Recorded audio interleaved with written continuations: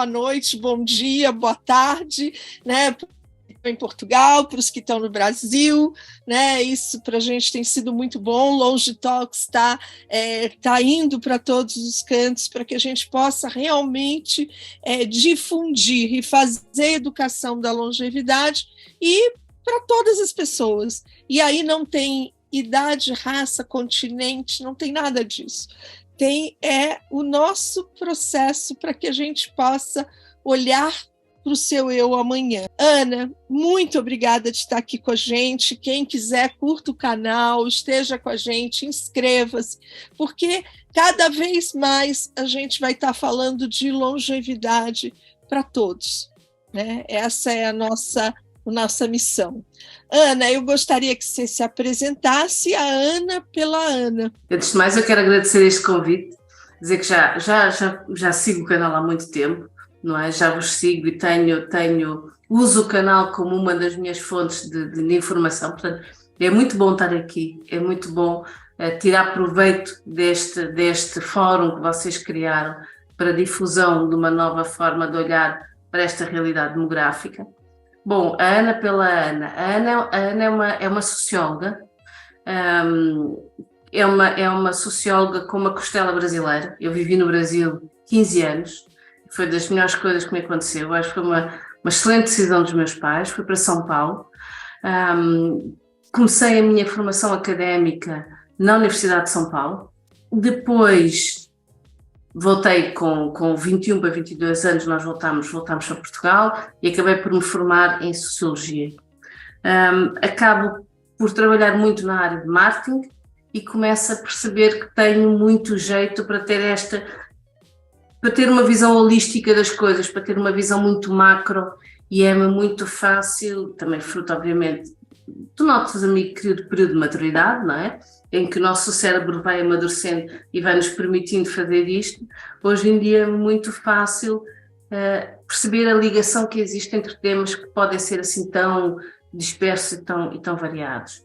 Há mais de 15 anos que eu foco fundamentalmente em duas coisas. Uma é construir relações, portanto eu todos os dias, eu estou a construir relações novas com pessoas nestas duas grandes áreas que são o envelhecimento e a longevidade. Este é um dos meus objetivos e falo com as pessoas. Outro dos objetivos é tentar conhecer o máximo de projetos, tentar perceber o que é que se anda a passar a nível mundial. Portanto, hoje em dia eu estou muito contente do percurso que fiz. Sou também presidente da Associação AIDS Friendly de Portugal, é uma associação que foi criada, que me foi proposta e fui convidada para a criar e para a presidir em fins de 2019. Nós depois fomos apanhados aqui pela pandemia, portanto só finalmente agora é que começamos a dar aqui a ter mais presença no mercado e trazer outras empresas que não aquelas empresas que a fundaram, mas com este propósito, ou seja, a Ana Sepúlveda hoje em dia aposta e investe cada vez mais em ser uma influenciadora do desenvolvimento da economia da longevidade. Já sou reconhecida cá em Portugal como isto, mas o meu objetivo é juntar-me aos grandes internacionais. Porquê? É porque eu olho a forma como o mundo está a evoluir e acho que isto tem que levar uma grande volta. E uma das formas de levar uma grande volta, e como a longevidade é incontornável, eu digo que nós não pomos um travão na longevidade. Não é? Eu só consigo pôr um travão na longevidade se propositadamente fizer as pessoas morrerem mais cedo, não é? Portanto, das duas uma, ou vou lá e mato as pessoas, ou diminuo as condições de vida das pessoas. É a única forma de nós diminuirmos a longevidade. Como nenhuma das coisas me parece fazer sentido ou ser ética, ou entra dentro daquilo que são os meus valores morais, eu acho que mais vale a pena nós trabalharmos para desenvolver esta área.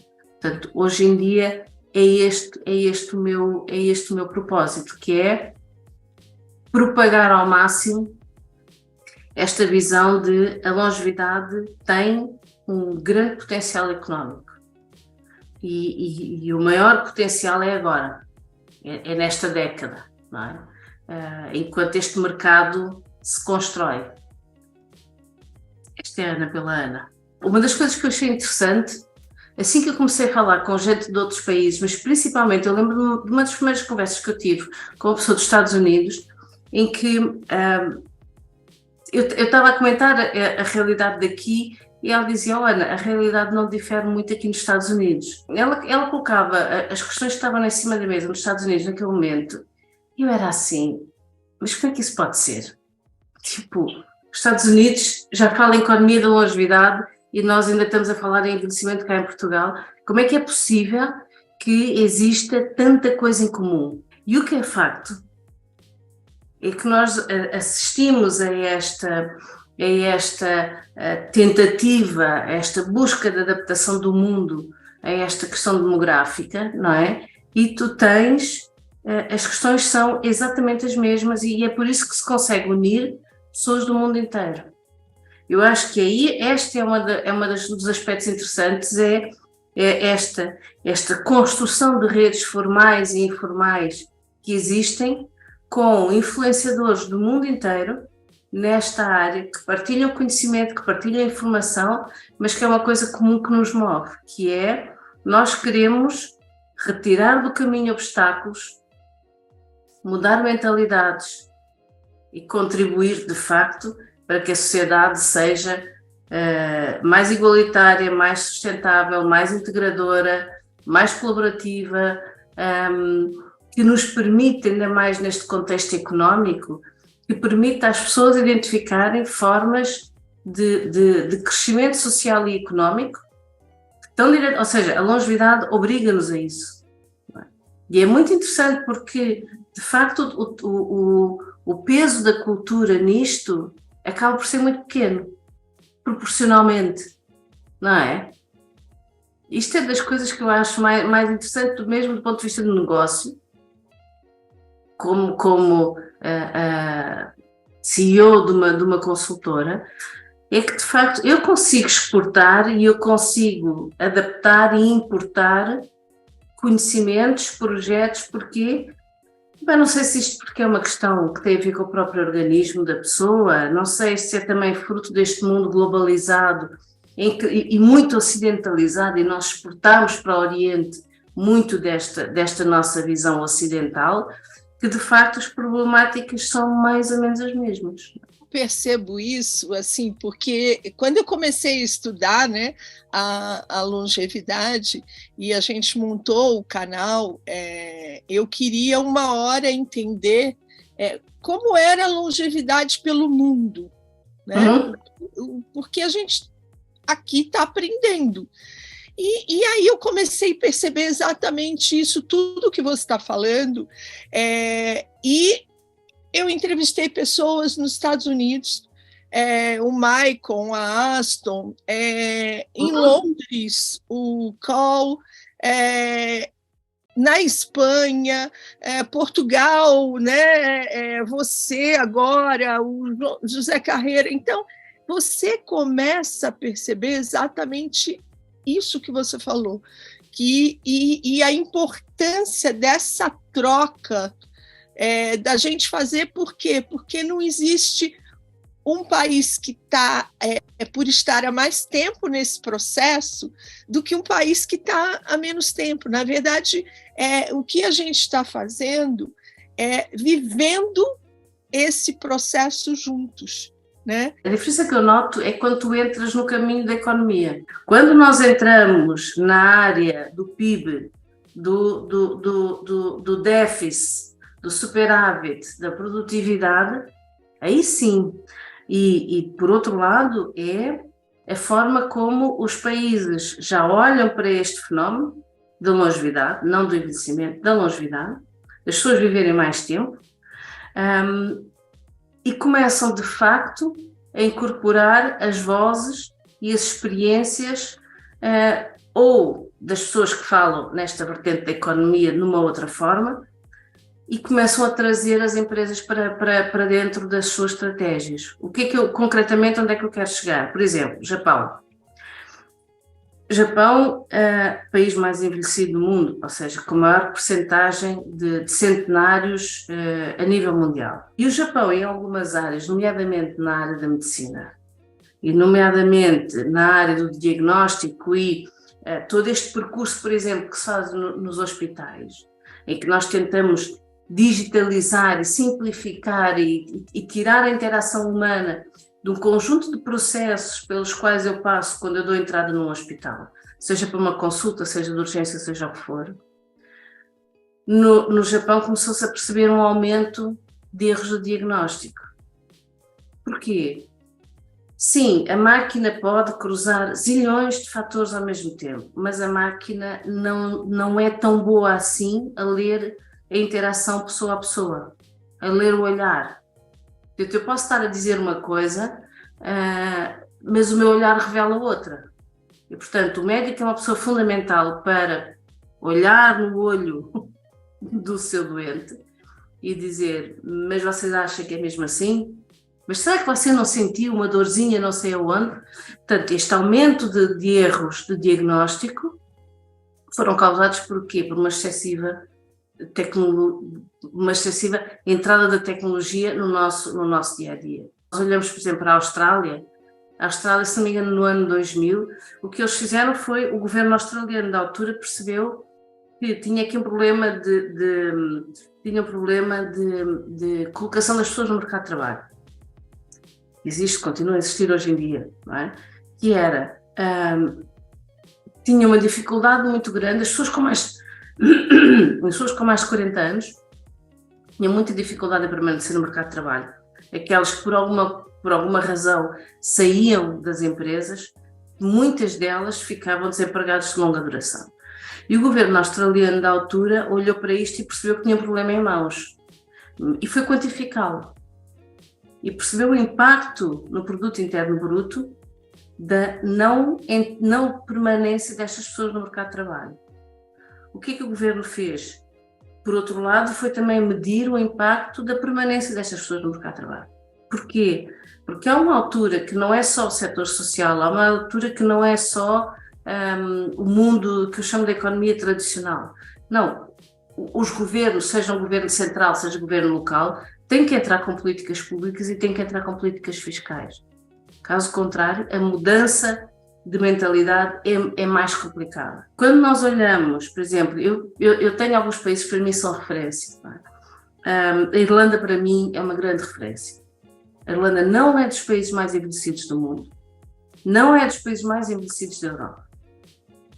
E foi o primeiro país oficialmente considerado age-friendly pela Organização Mundial da Saúde.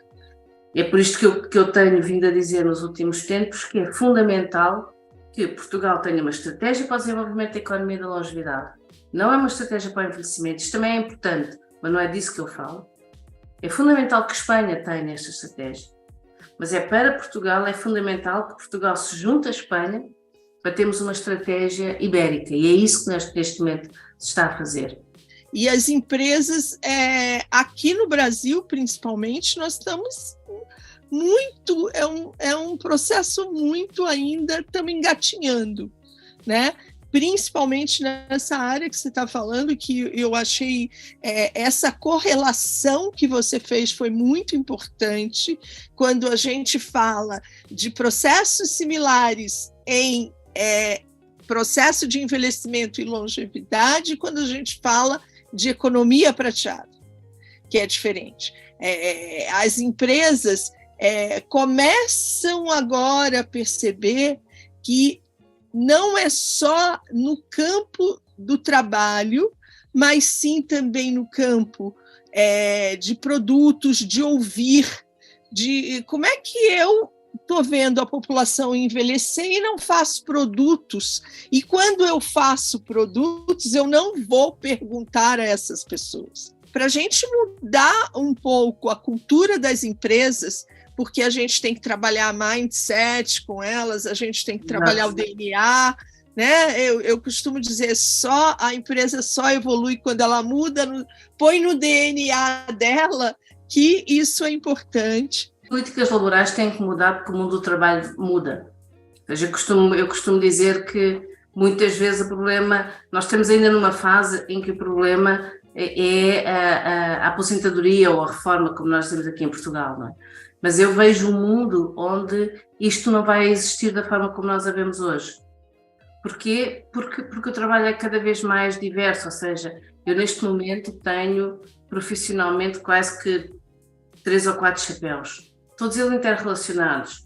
CEO da 40 Mais Lab, presidente de uma associação empresarial, membro de uma rede mundial que é o Aging 2.0, membro de uma outra rede de pessoas ligadas ao mundo da finança e ao mundo da longevidade, e isto é o mais normal, e vai ser o mais normal. E a questão vai ser, no futuro, que é quem é que é a minha entidade patronal? Eu se calhar não vou ter a minha entidade patronal. Como é que eu vejo, primeiro como é que eu vejo o Brasil? Não é? É assim, apesar de tudo o que tu disseste, o Brasil considero que está à frente de Portugal. A indústria do envelhecimento e da longevidade e estes movimentos cívicos, nós estamos aí, num ponto de vista positivo, a importar algumas coisas. O Stop Idadismo é um projeto que começa, é um movimento que começa aí e que agora é um movimento que envolve também, felizmente, Portugal. E para dar um exemplo, podia dar outros, não é? Mas no futuro, o que é que eu vejo? Eu vejo uma alteração nestes dois conceitos. Portanto, para mim, Silver Economy e Longevity Economy não são sinónimos, porque não eu estou a falar de envelhecimento e não eu estou a falar do mercado para as pessoas que, se quisermos pôr uma data de início, eu colocaria na fase em que oficialmente nós consideramos que as pessoas já são séniores, que é 60 ou 65 anos, conforme o país, a Organização Mundial da Saúde adota aos 65. Não é? Portanto, para mim, Silver Economy tem a ver com a economia relacionada com as pessoas com mais de 65 anos, com as suas necessidades, com as suas motivações, com os seus desejos de consumo, de viver, com as suas necessidades de investimento em saúde, o que for. Quando eu falo em longevidade, o meu olhar é outro. O meu olhar é de vidas mais longas. E então, eu acho que no futuro o conceito de economia da longevidade terá a ver com tudo aquilo que, imagina que eu tenho um cesto à minha frente, eu tenho uma caixa à minha frente, não é? Tudo o que eu puser dentro desta caixa que me permita investir na minha vida mais longa, será para mim a economia da longevidade. Portanto, eu não vou estar focada no envelhecimento, eu estou focada na minha longevidade e é por isso que a economia da longevidade pode começar quando eu estou grávida do meu filho. Tudo aquilo que eu vou fazer durante a gravidez, em que eu vou investir para que ele no futuro tenha uma vida mais longa. Hoje em dia já se sabe que aquilo que acontece àquela criança durante a sua primeira infância vai determinar o seu índice de longevidade mais tarde. Inclusivamente o sítio, o bairro da cidade onde esta criança viveu. Ou seja, as experiências porque a mãe passou, porque o pai passaram, as condições de vida, a alimentação, tudo o que tenha a ver com a estimulação cognitiva desta criança,